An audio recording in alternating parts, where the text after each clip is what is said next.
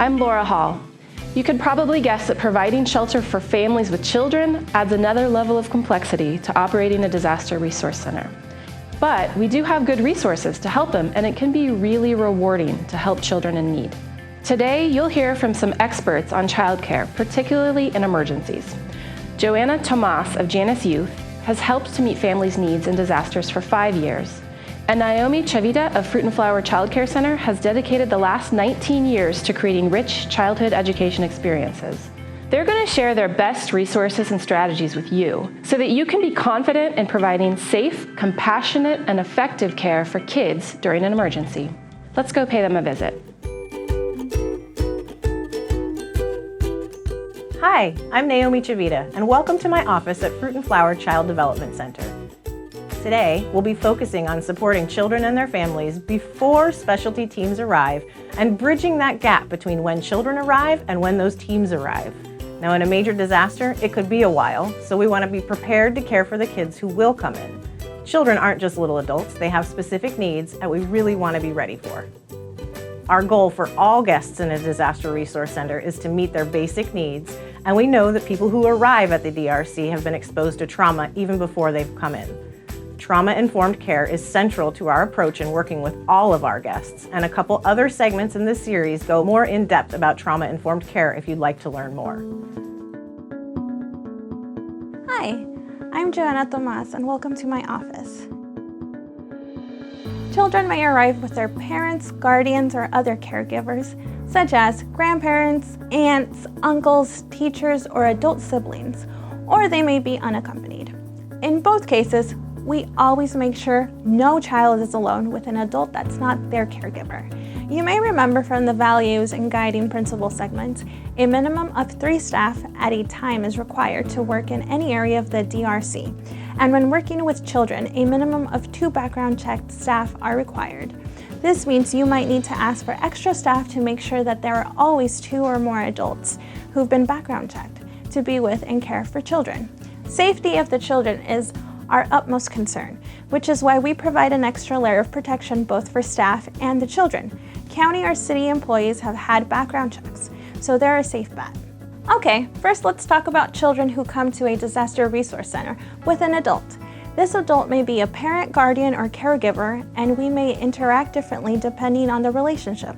For now though, we will refer to all these relationships as caregivers, as they do all provide care to the child. One way to comfort and reassure a child is to take care of the caregiver. On one hand, taking care of their kids might help the caregiver feel more in control of an overwhelming situation, and on the other hand, the caregiver might need a break in order to continue caring for their child. I think you should ask the caregiver, what do you need? But I found you'll have better luck if you look for clues and ask specific questions. Can I bring you some water? Or, is it okay if I carry that bag for you? I've got some free hands. And here are a few other tips I've found important over the years. Only pick up or hold a child if the caregiver asks you to. Don't make that decision on your own if there's a caregiver available to ask. Also, before you give a child anything, always ask the caregiver first about what's okay, whether it's food or drink or even just a coloring book or a puzzle. Never offer parenting advice. Having a critical eye on their parenting will add a new level of stress, and that's just one more thing keeping their new surroundings from feeling like home. Sometimes we get children who arrive on their own and don't even know where their parents or guardians are. As soon as you've noticed that you have any unaccompanied children, let your supervisor know, because they can ask for reunification services.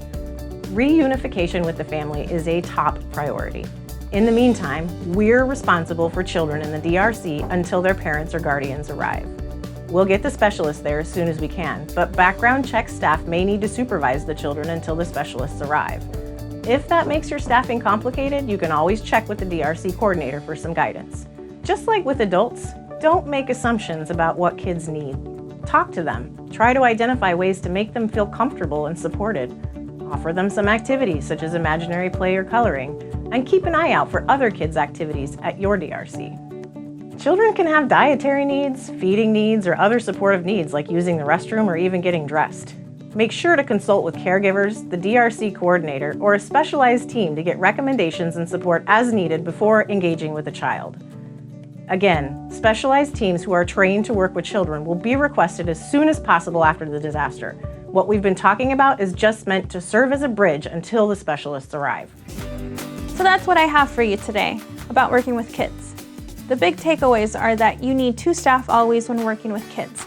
Any staff who works with kids needs to have been background checked. And we should be ready to support kids' needs during the gap between when they arrive and when a specialist team or their parents arrive. I do want to mention, I really think working with kids is wonderful and rewarding, but I also know that working with kids just isn't for everyone. If you're asked to spend time with kids in the Disaster Resource Center, be upfront about whether it's something you're comfortable doing. If it's not, that's okay. Be willing to tell your supervisor. There are also a few helpful links and resources in the resource section for this video. I really hope we've boosted your confidence level about working with children, and I hope you feel free to check out all the other topics in the series, all about operating a disaster resource center in an emergency. And of course, thank you for watching.